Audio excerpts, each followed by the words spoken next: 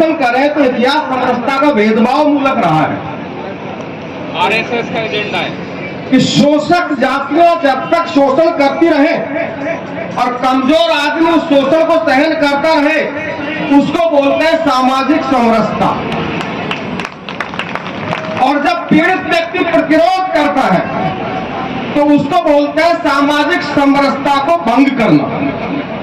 ऐसे ही एक और शब्द है, क्योंकि सोशल मीडिया पे लिखने वाले बहुत नौजवान साथी मुझे यहाँ नजर आ रहे हैं, शब्दावलियों का भी हमको ध्यान रखना चाहिए। एक शब्द जिससे नफरत की जानी चाहिए वह है 36 कौम। मैं सीधी बात करना शुरू कर दिया है मैंने कि 36 कौम भी बड़ा षड्यंत्र है। जालौर के अंदर इसका एक नया प्रयोग आपने देखा कि 36 कौम में कौन लोग इकट्ठे हुए थे और मुद्दा क्या था, किसके खिलाफ इकट्ठे हुए। तो जब आप लिखते हो, बोलते हो, पढ़ते हो तो इन शब्दावलियों का ध्यान रखो। अभी आर्ट्स कॉलेज के अंदर छात्र संघ चुनाव के दौरान एक ऐसे छात्रों के समूह ने जय श्री राम का नारा लगा दिया जो उनकी जाति, उनकी विचारधारा पृष्ठभूमि से कहीं मैच नहीं करता। तो इन शब्दावलियों का ध्यान रखना पड़ेगा, क्योंकि हमको रामचंद्र से, सीताराम से कोई दिक्कत नहीं है, लेकिन जय श्री राम हिंदुत्व का एसटी एससी के खिलाफ प्रयोग किए जाने वाले आंदोलन का एक हिस्सा है और उसको हम खारिज करते हैं। इन शब्दावलियों का ध्यान रखना पड़ेगा हमको। तो इसलिए जो ये टाइटल रखा है अनुसूचित जाति जनजाति एकता मिलन समारोह, इस एकता की बेहद जरूरत है। अभी पिछले सप्ताह ही हमारे 4-5 अधिकारियों के खिलाफ सोशल मीडिया पर तर्कपूर्ण बात लिखने, साइंटिफिक टेम्परामेंट की बात करने की एवज में समाचारों में ट्रायल किया गया है। 1-2 के खिलाफ एफआईआर भी दर्ज हुई है।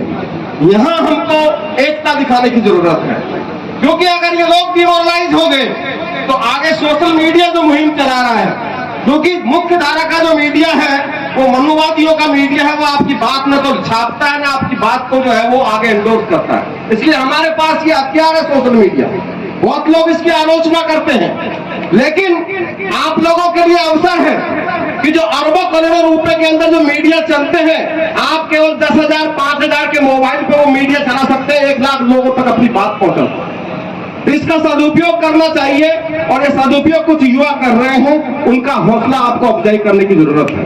ताकि ये बात इसलिए कह रहा हूं क्योंकि दुर्भाग्यवश गलतियां हमसे भी हुई हैं। हम कुछ आत्ममुग्धता के अंदर हमने गौतम बुद्ध और अंबेडकर को देवत्व में बदल दिया, और मैं इसका विरोध करता हूं। अंबेडकर और बुद्ध देवत्व के लिए नहीं, क्रांतिकारिता के हथियार हैं।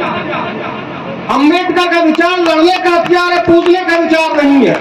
अगर आप उनको पूजोगे, उनमें देवत्व खोजोगे तो आप जड़ हो जाओगे। हमें जड़ नहीं, हमको तूफान बनना है।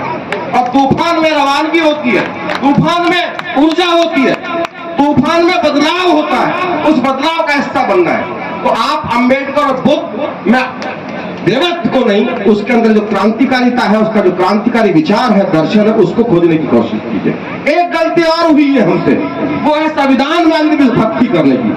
संविधान बाबा साहब अंबेडकर का बहुत बड़ा दस्तावेज है। उसके सजग प्रेरी बनने के बजाय हमने उसकी अंधभक्ति की। उसका नतीजा यह हुआ, पिछले 7 सालों से जो देश के अंदर सरकार चल रही है, उसने उस दस्तावेज को तहस नहस कर दिया। हम इस अंधविश्वास में रहे कि एक बार जो संविधान लिख दिया वो अजर अमर है, उसको कोई नहीं मिटा सकता। जो अभी रतिराम जी कह रहे थे, हमारे नौजवान साथी कहते हैं हमारा आरक्षण कोई नहीं मिटा सकता, वो मिट चुका है। घोषणा करने की कोई जरूरत नहीं है। प्राइवेटाइजेशन करने के बाद में आरक्षण का कोई औचित्य नहीं रह जाता है। तो इन शब्दावलियों को, इन तौर तरीकों को आप समझिए। अब दुश्मन हथियार लेके आपके सामने हमला करने नहीं आएगा। अब दुश्मन दूसरे प्रतीकों से आपके खिलाफ हमला कर रहा है, और प्रतीकों को समझने की जरूरत है। और वो प्रतीक ये है कि वो संविधान की तो जय करेंगे, लेकिन संविधान के महत्व को ही खत्म कर देंगे। इसलिए देखते हैं कि प्राइवेटाइजेशन करने के बाद में जब वैकेंसियां ही नहीं निकलेंगी तो सरकारी नौकरी का आरक्षण को आप चाटोगे। कौन देखेगा इस हमले को, कौन सोचेगा? और दुर्भाग्य ये भी रहा, डॉक्टर साहब अम्बेडकर ने तो संविधान सभा के अंदर जिस दिन ये संविधान सौंपा था, उसी दिन अपने लोगों को लताड़ लगाई थी उसने कि मुझे सबसे पहले धोखा अपनी ही कौम के पढ़े लिखे लोग देंगे, और वो धोखा हमने दिया है। हम अपनी नौकरी प्राप्त करने के बाद में क्या करते हैं भाई साहब? मैं आया था जब मैडम बोल भी रही थी इस विषय को, 99% लोग जिस दिन नौकरी लग जाते हैं सवामणि करने चले जाते हैं, हवन करते हैं, भागवत पाठ पढ़ाते हैं, रामायण पाठ पढ़ाते हैं। क्या आपकी नौकरी उस रामायण पाठ से लगी है, उस भागवत से लगी है, उस हवन कुंड ने आपको नौकरी दी है? आपकी नौकरी उस संविधान की वजह से लिखी है जिसमें समानता की बात कही है। लेकिन वो संविधान आपको कहीं याद नहीं रहता है, वो अम्बेडकर आपको कहीं याद नहीं रहता है, और आप भागवत कथा करने चल जाते हैं। और माफी चाहता हूं कि मेरी कौम के लोग बहुत ज्यादा कर रहे हैं। मेरी कौम से मतलब मीणा भी है, मेरी कौम से मतलब पढ़े लिखे लोग भी हैं। IAS बनने के बाद भागवत कर रहे हैं, RS बनने के बाद भागवत कर रहे हैं। उनको प्रतीक बनना चाहिए था आंदोलन का, लेकिन उन्होंने जो संदेश दिया समाज को वो कर्म कांड का दिया, और उसकी दुर्गति ये हुई है कि आज आपको पूछने वाला कोई नहीं है। आपके जनप्रतिनिधियों ने क्या किया? अम्बेडकर उसी समय कह गए थे कि आरक्षित सीट का जनप्रतिनिधि स्वर्ण कास्ट की पार्टियों का केवल सफाई कर्मचारी हो सकता है, इससे ज्यादा कुछ नहीं बन सकता। वो बन के दिखाया उन्होंने। आपके MLA, MP, मंत्री सब सफाई कर्मचारी है, कांग्रेस बीजेपी जितने भी पार्टी दरी बिछाते हैं, दरी पट्टियां आपके बीच में आके पंचायती करेंगे, सरपंची करेंगे, उनके सामने दरी पट्टियां बिछाते हैं। एक बात क्या मुझे मालूम है, एक पार्टी के राष्ट्रीय अध्यक्ष के सामने एक मंत्री की स्थिति क्या हुई, उन्होंने कोई अपना निजी विचार शेयर किया, उनके सामने मीटिंग किया, कोई सुझाव दिया, और जाहिर तौर पर वो सुझाव ST/SC के हित में कोई दे दिया। दूसरा सुझाव होता तो वो दुर्गति नहीं होती। तो जब वो सुझाव दिया तो उस पार्टी के राष्ट्रीय अध्यक्ष ने प्रतिक्रिया करते हुए कहा, मैं नाम नहीं लूंगा, कि साहब नाम के पीछे साहब लगा बोले कि आपको पार्टी के अंदर इसलिए शामिल नहीं किया है कि आप बैठ के आप सुझाव दें। आपको पार्टी के अंदर इसलिए शामिल किया है कि आरक्षित सीटों पर लड़ाने के लिए हमें कुछ ST/SC के लोग चाहिए। आप वहीं तक सीमित रहिए, इससे आगे सुझाव मत कीजिए, ये औकात है हमारे। तो इन बातों को समझने की जरूरत है, और इन बातों को आप तभी समझ सकते हैं जब अपने आप से सवाल करें, अपने बीच के लोगों से सवाल करें, अपनी आत्मालोचना करें। प्रशंसाओं को सुनना बंद कीजिए साथियों, ये प्रशंसाएं आत्ममुग्धता पैदा करती हैं, आपको गुमराह करती हैं। आलोचनाएं पसंद कीजिए। इसलिए मेरा सवाल है, ये एकता क्यों चाहते हैं हम? ये ST/SC की एकता क्यों चाहते हैं? कि केवल हमको ये आयोजन करना था इसलिए एकता चाहते हैं, या इसके पीछे कोई अर्थ है, कोई उद्देश्य, कोई विचार है? तो साथी मुझे बताए कि एकता क्यों चाहते हैं, क्या जरूरत पड़ रही है इसकी एकता की? मेरा सवाल है, इस सभा के अंदर एकता क्यों चाहते हैं? तो साथी बताए।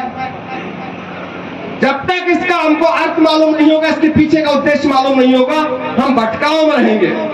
तो ये एकता हम इसलिए चाहते हैं कि ये जो देश है, इस देश के जो संसाधन है, ये हमारे पूर्वजों के संसाधन है, हमारे मूल निवासियों के संसाधन है। इस पे विदेशी लोगों ने आके कब्जा कर लिया है।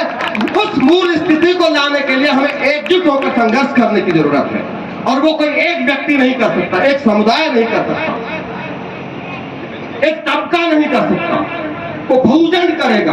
उस बहुजन में SC भी शामिल है, ST भी शामिल है, और OBC को भी शामिल होना चाहिए, लेकिन दुर्भाग्यवश हो नहीं पा रहा है। आज सबसे ज्यादा हिंदुत्व का जो झंडा उठाया है वो हमारे पिछड़े OBC के भाइयों ने उठाया।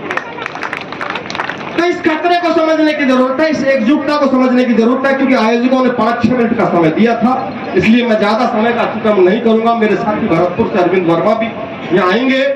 एक कविता का हिस्सा मैं अपने आप को अपने जीवन दर्शन में मैंने ढाला है। कवि पाश की वो कविता है जो पंजाब के क्रांतिकारी कवि रहे हैं, कि सबसे खतरनाक होता है मुर्दा शांति में भर जाना, सबसे खतरनाक होता है मुर्दा शांति में भर जाना, न होना तड़प का सब कुछ सहन कर जाना। सबसे खतरनाक होता है अपने घर से काम को चले जाना और काम से घर को लौट आना। सबसे खतरनाक होता है हमारे सपनों का मर जाना। और सामान्य सी कविता आपको लग रही होगी, लेकिन इसके अर्थ बड़े गहरे हैं। 99 से ज्यादा % लोग क्या कर रहे हैं? रूटीन लाइफ जी रहे हैं। कि आपने कहीं कोई अन्याय देखा, सहन कर लिया। आपने कहीं किसी के साथ में जुल्म देखा, उसका मामला है, मुझे क्या लेना देना, आंख बंद कर लो।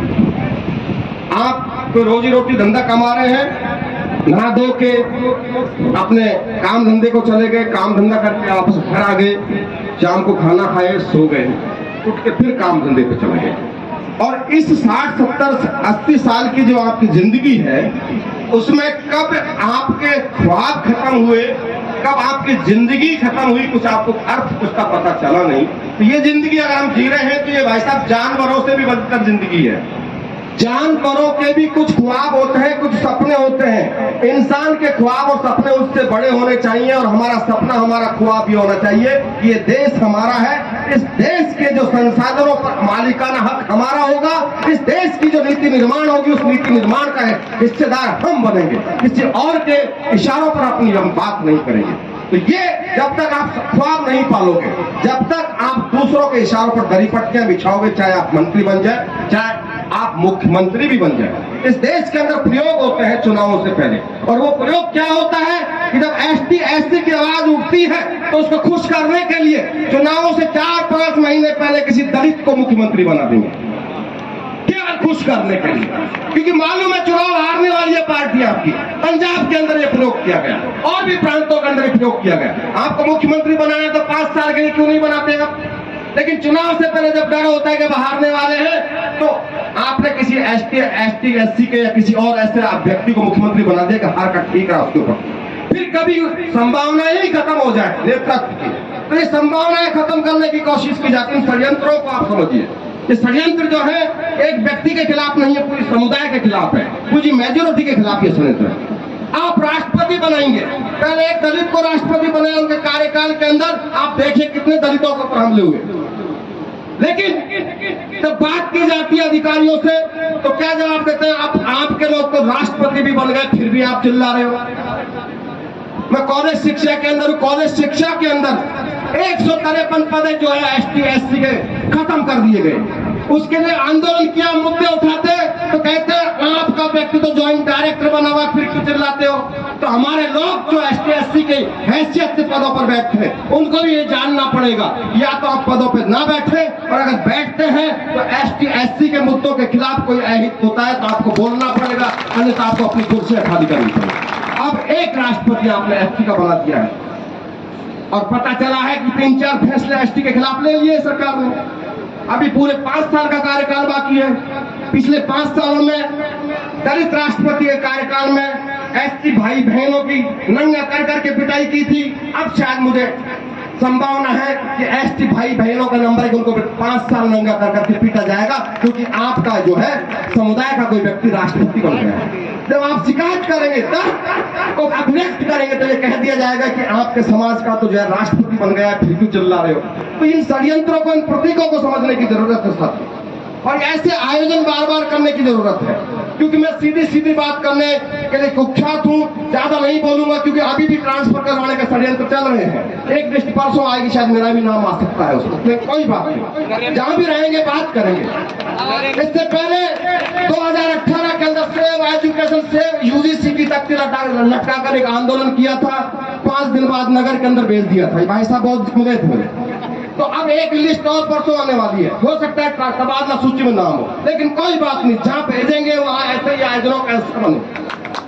जितने तबादले होंगे उतनी क्रांतियां होंगी, जितनी प्रताड़नाएं होंगी उतनी क्रांतियां होंगी, इसलिए प्रताड़नाओं से डरो मत। पिटाई होने दो, पिटाई हमारे लिए जो उत्सव है, कि जब तक पिटाई हमारी नहीं होगी, जब तक हम जागृत नहीं होंगे, यही मेरा संदेश है। जय हिंद, जय भीम, जय जोहार।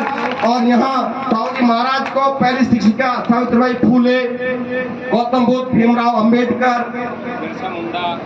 जितने भी पेरियार साहब जिनकी कल जयंती वर्ष था, इन सबको नमन करते हुए मैं अपनी वाणी को विराम देता हूँ। जय बुद्धाय, जय नमो।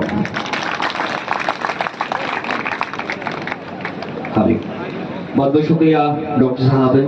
मैं एक बार हेमराज बहुत ही ओजस्वी और